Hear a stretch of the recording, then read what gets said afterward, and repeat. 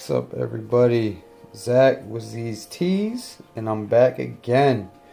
So today I'm gonna list the top 10 tarantulas in my collection right now. So these may not be like my favorite or coolest looking species, but these are more, a lot of these have sentimental value. Plus they are really cool looking. I think pretty much every tarantula has its own unique trait and is really cool. But yeah, most of these I think are personally really cool. So yeah, let's get this going. My top 10 in my collection. So as you can see already, number 10, most of you probably already know what this is. This is my Nhandu chromatus, the Brazilian red and white. I got these a couple months into me keeping as a tiny sling, and this is my female. I had 3, and this is the last one I got. I had 2 males and 1 female. But yeah, let's get a little feed. This species is from Brazil, and they are medium-sized, fast-growing species. Let's see. Boom. Yeah, they are really cool looking. Pretty even-tempered. I haven't really gotten any threat postures or anything from them. I mean, if you're messing around with them pretty good, I'm sure you could, but they're pretty chill for the most part. You just don't want to get haired by these guys. But yeah, that's our Nhandu chromatus, and let's get on with number 9. Alright, number 9, here it is. This is the Brachypelma Amelia, the Brazilian blue. And these guys are truly stunners. Bright blue tarantula with a red abdomen. They are absolutely gorgeous. Once again, these are another one that are said to have a little bit of a temper, but so far mine has been pretty laid back. But yeah, this is another tarantula from Brazil. Let's see if we can get a feed. Boom. Ooh, looks like she may be in pretty molt. Are you gonna take it or no?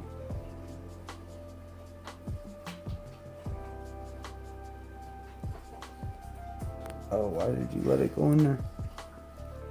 Alright, so yeah, this girl looks like she's in pretty molt. I had to lift up her burrow to get the super worm out, but yeah, here you go. Brazilian blue. Gorgeous tarantula. Alright, and here is number 8. Cerreta Gyrus Starling. This is the only old world I have on my list, but I really like these guys. Very calm-mannered for old world species. These guys you can keep relatively dry, still offer a water dish and overfill it from time to time, but I don't have a ton of old world species, but these guys are pretty chill. Alright, here you go. That's a good shot of them. Starting to get their horns. You couldn't really see the other one that good, but they do have a slight difference in coloration.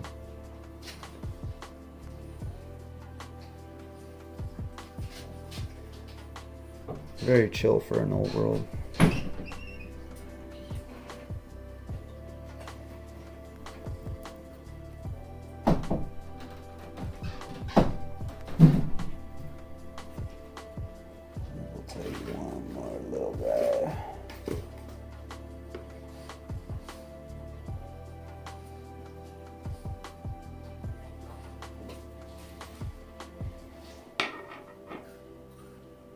And this one buried his water cup,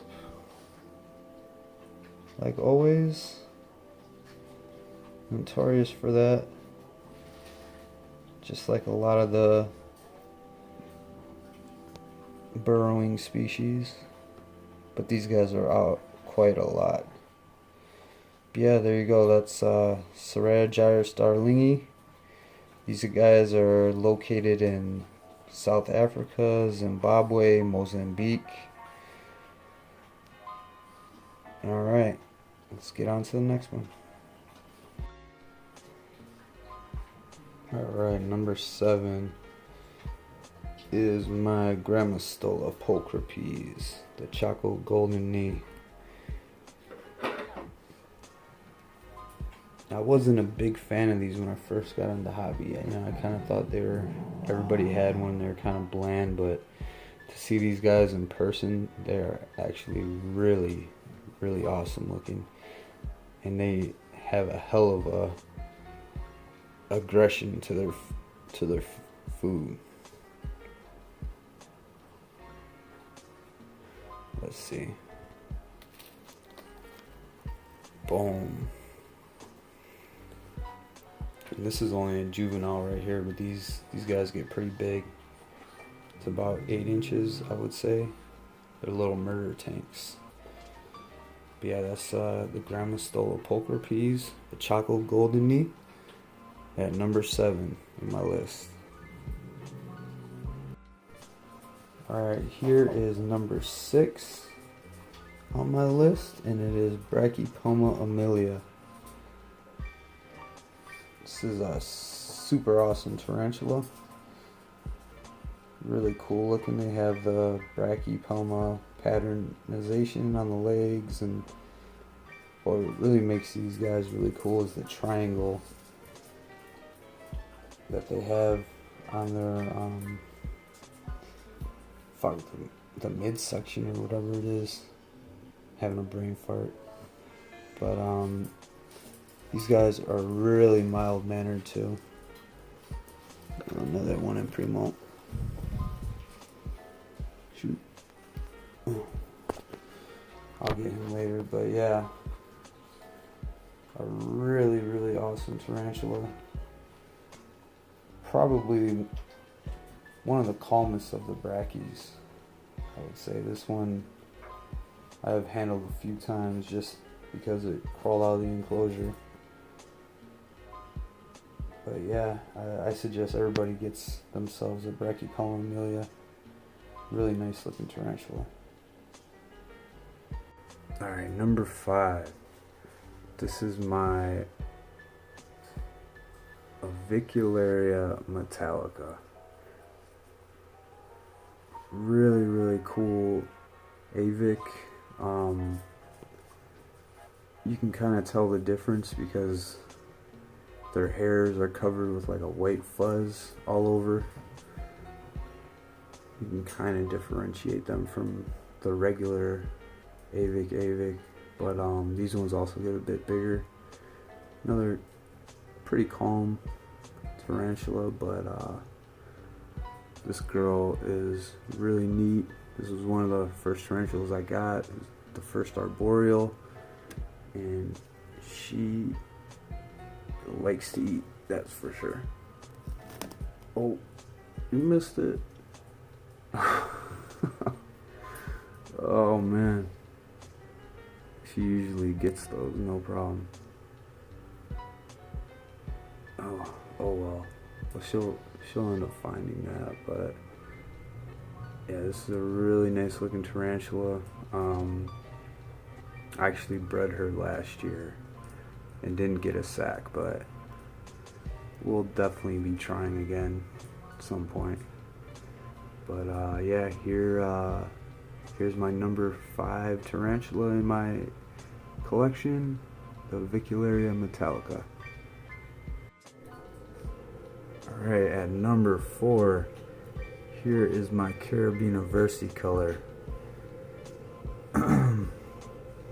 This one will be getting rehoused soon to something bigger. I think it might be a male. I mean, we will be finding out fairly soon probably if it is, but I haven't really got a good check of the molt, but from what I have seen, it looked like it could be a male. So let's see if we can get a feed. Boom. And this one has been pretty skittish, but never shown really any signs of aggression, but they're just super quick. But I mean, look at that coloration they got. Really, really nice looking tarantula.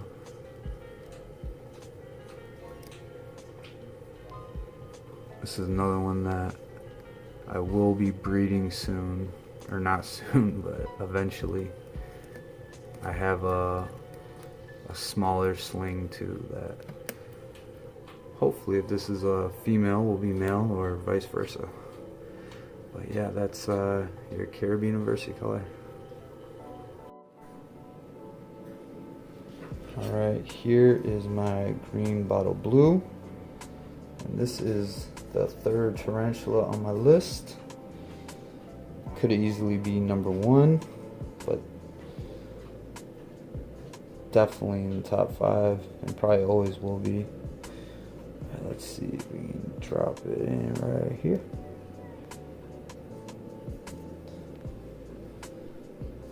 I accidentally smashed this super worm, so I don't know if it's going to take it or not, but it's definitely good to go. But yeah, these guys are from Venezuela. They are a dry scrub area. They're from a dry scrub area or desert area, so they don't need a whole lot of humidity or moisture. And they do fairly well in a terrestrial setup. Just give them a lot of things to anchor their web to. It'll be pretty good, but really, really awesome looking tarantula. A bit skittish, but not too bad for a beginner. But man, look at that coloration.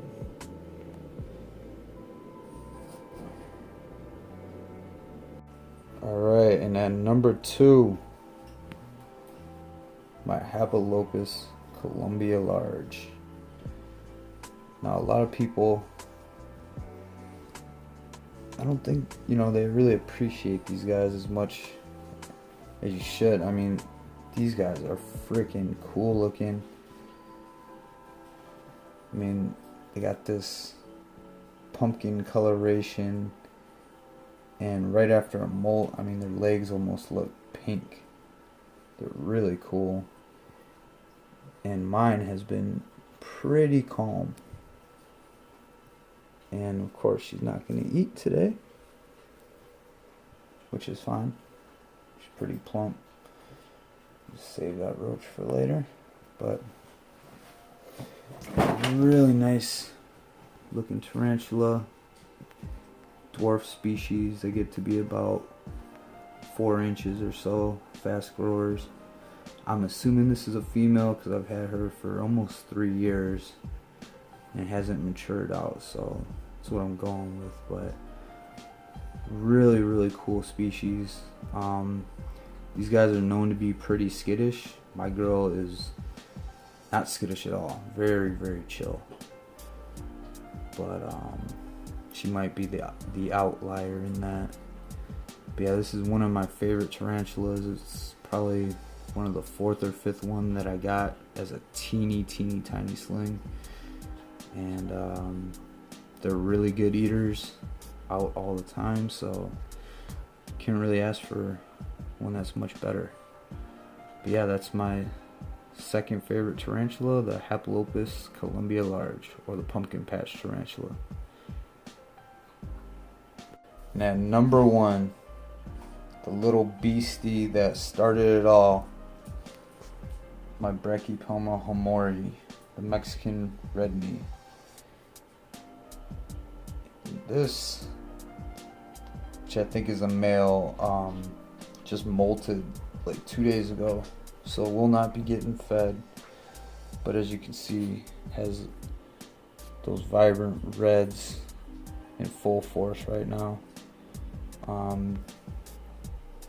I got this guy as a 1/4 inch sling in August of 2017, so that was the first tarantula I got.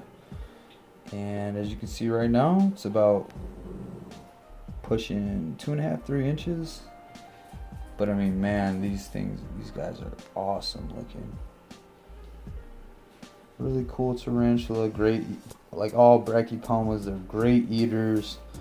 They take down prey all the way up till they go into pre-molt pretty much. I mean, sometimes they go through long pre-molts, but they rarely turn down food when they're not in pre-molt. Easily kept. You don't need a ton of substrate for them. I mean, you can, give them 3-4 inches. Some of them dig, some won't, but they're pretty hardy. Give them a water dish, feed them once a week or so, give them a hide, and pretty good to go. But yeah, like I said, this is the one that got it going for me. And so it definitely has a special place in my heart as my first tarantula, but this was always like a tarantula that I wanted to get. I remember seeing Indiana Jones when I was little, and the one scene where he's running through that temple and he's got like all these Mexican red knees on his back. I thought that was so cool, and I wanted to get one when I was little. So here it is, my #1 tarantula in my collection, the Mexican red knee. And I'm sure down the road this list will change a little bit, but right now this is where I'm at. There's a few others that I could have added to this list, probably like half my collection, but so it was kind of tough to make. But guys, let me know. I mean, I think if you guys haven't put out like a top 10 in your collection, let's see everybody's collection, let's see everybody's favorite tarantulas. But yeah, anyways, from Z's Tees, everybody have a happy new year. Let's start off 2020 the right way, and everybody be safe and peace. Have a good one, guys.